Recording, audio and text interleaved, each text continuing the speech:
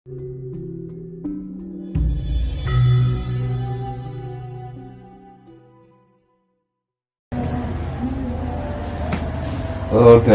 sejarah Indonesia, terutama kepemimpinan Romo Presiden, mulai dari Pak Karno sampai terakhir Pak Jokowi yang sekarang, itu kan semuanya rata-rata dan mayoritas orang Jawa. Ada apa Romo dengan Pulau Jawa? Semua pemimpin kita itu dari orang Jawa. Berarti Wahyu ke Prabon itu kan ada di Pulau Jawa, Romo. Ya, karena kita ada di Pulau Jawa, maka yang berhak menduduki tahta kepemimpinan adalah orang Jawa. Jika bukan orang Jawa, apa tidak bisa? Bisa saja, tapi akan membawa suatu pertanda yang tidak enak, membawa suatu yang tidak enak. Apa itu? Akan terjadi peralihan dan pergolaan. Maka ya tetap orang Jawa. Dan mengapa kok selalu Jawa? Ya Jawa itu adiluhung. Jawa ini adalah bayangan surga. Gimana tidak bayangan surga? Jika kita mendengarkan dawuh-dawuh para ulama besar, para kiai, menyebutkan bahwasanya di surga itu segalanya serba ada, apa-apa tinggal ada. Nah, Indonesia, Pulau Jawa tidak seperti itu? Pulau Juawut ini, bahkan batang kayu kamu lempar bisa kamu makan, menjadi sumber makan. Ayo, coba potong itu batang ketela, kamu lemparkan, akhirnya akan tumbuh, dan tumbuhan itu bisa kamu makan, bisa kamu nikmati. Segala sesuatu tersedia dengan sendirinya. Coba ikan di laut, ikan di kali itu sampean pernah nanem? Selalu ada, tersedia kan?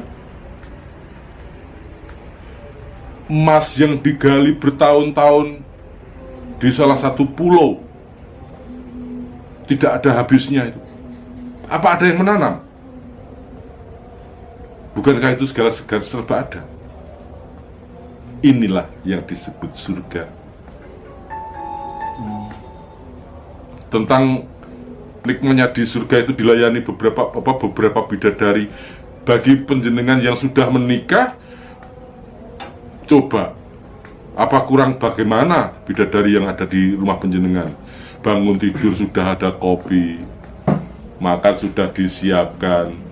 Dan yang belum punya istri, ibunya, itu bidadari-bidadari kita gitu.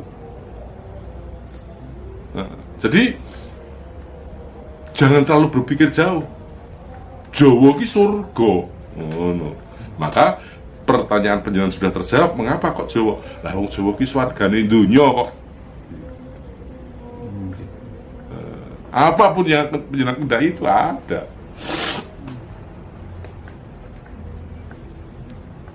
Di dalam itu Romo, di ramalan Joyoboyo itu kan salah satunya ada kata-kata kali ilang kedunge, pasar ilang kumandange. Nah itu maksudnya pripun? Ya sekarang gini, kalau itu nyata, jadi itu nyata. Sekarang kita menemukan kan saluran air, tapi di mana kita mendapatkan danaunya? Nggak ada. Danaunya sudah teruruk menjadi perumahan. Tinggal kali-kali untuk aliran agar air hujan tidak mambek atau tidak berhenti gitu aja, ya kan? Kali hilang gedungnya, terus tadi pasar hilang kumandangi. Kalau dulu penjenengan monggo dimanapun penjenengan berada, pasti pada saat pasaran hari tertentu di situ ada penjual obat, penjual apa yang menawarkan dagangannya. Nah, sekarang gembrembeng itu sudah hilang. Karena apa? Segala sesuatu dikemas di toko-toko masing-masing. Itu. Bahkan pasar rakyat sudah tergantikan dengan swalayan, supermarket, dan pasar-pasar yang lainnya. Pasar tradisi sepi, tidak berkumandang seperti dulu. Wah, ramai dulu. Kalau mungkin hanya sekarang itu masih ada kalau penjenengan jalan-jalan di Solo ya, di Solo atau tepatnya di Pasar Klewer, itu ada masih di speaker itu disuarakan itu. Monggo obat kadas, obat kurap dan sebagainya itu ada, tapi itu kaset itu. Iya, itu ada. Jadi dulu setiap pasar pasti ada penjual yang menawarkan dagangannya seperti. Sekarang tidak. Bahkan semakin lama semakin penawaran itu sudah tidak bersuara. Karena apa? Cukup lewat HP. Mencari apa saja ada. Gitu kan? Pedagang-pedagang onlinean itu tinggal tekan mau apa, COD apa. Ya. Terus ini Romo, masih terkait ramalan Joyoboyo Romo. Seperti di Sidoarjo kan terjadi lumpur lapindo sampai sekarang kan nggak bisa ditanggulangi. Ya. Saya pernah baca di ramalan Joyoboyo bahwa Surabaya akan tenggelam, Joyoboyo akan tenggelam. Apakah termasuk lumpur ini termasuk salah satu bukti Romo untuk ramalan Joyoboyo? Ya, kalau itu sudah nyata kan. Jadi gini ya, untuk lumpur lapindo itu kan daerah lumpur lapindo atau di wilayah Sidoarjo itu di desa apa itu yang namanya itu Porong ya, Porong. Nah, itu kan konon dulu dikenal dengan salah satu kerajaan Yawastino. Jadi di Porong itu dulu ada kerajaan besar bernama Yawastino. Ratunya bernama Darmokusumo Darmosarono. Dua bersaudara ini terah dari Parikesit. Konon ceritanya seperti itu. Nah, suatu saat si Sang Prabu Darmokusumo Darmosarono ini menikah dengan Dewi Pramesti dan Sukesi, putri daripada Sri Aji Joyoboyo. Itu. Nah, di saat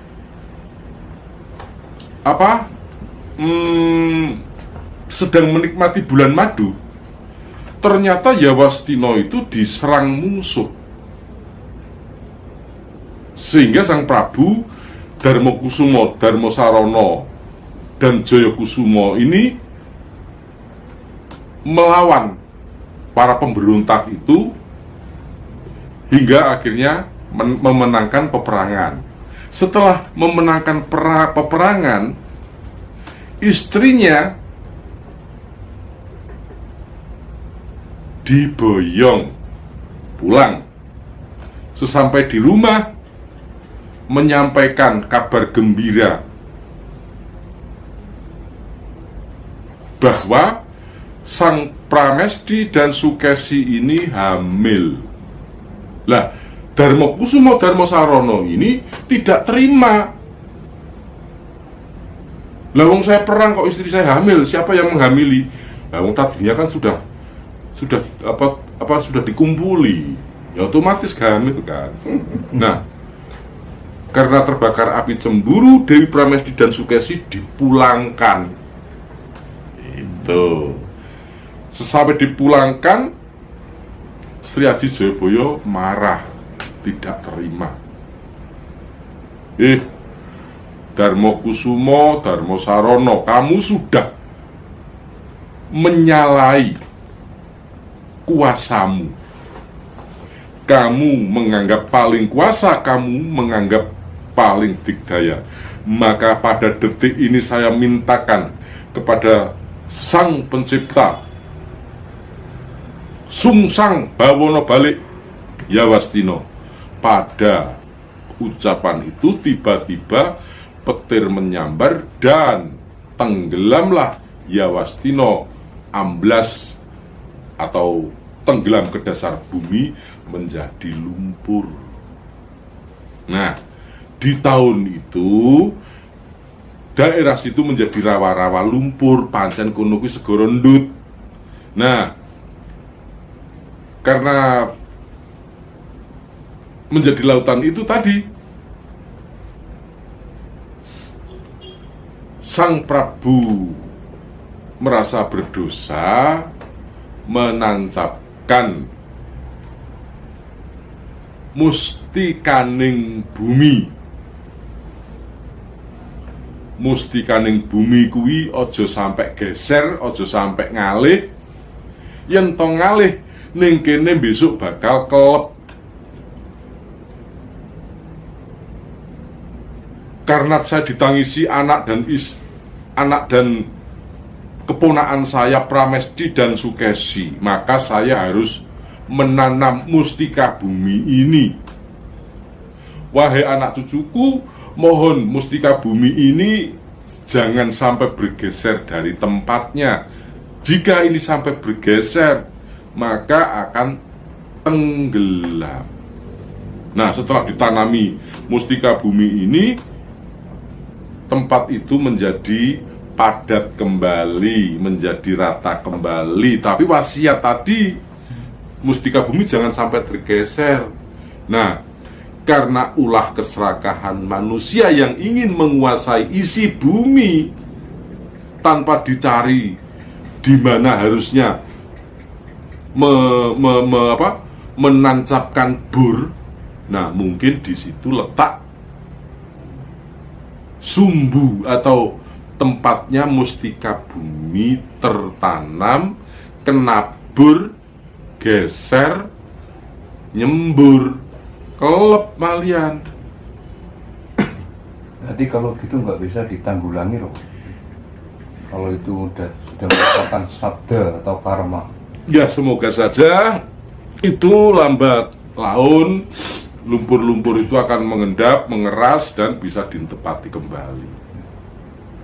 Tapi jika sudah ditempati kembali, ayo toh, direksa bumi ini. Dan ini juga merupakan peringatan keras pada para penguasa. Artinya penguasa bukan hanya penguasa kerajaan, bukan hanya penguasa negara, bukan hanya penguasa wilayah, tapi juga penguasa modal. Khususnya penguasa modal, jangan mentang-mentang duit akeh terus ngongkon iki dibur, kayak digraji, kayak diketok segala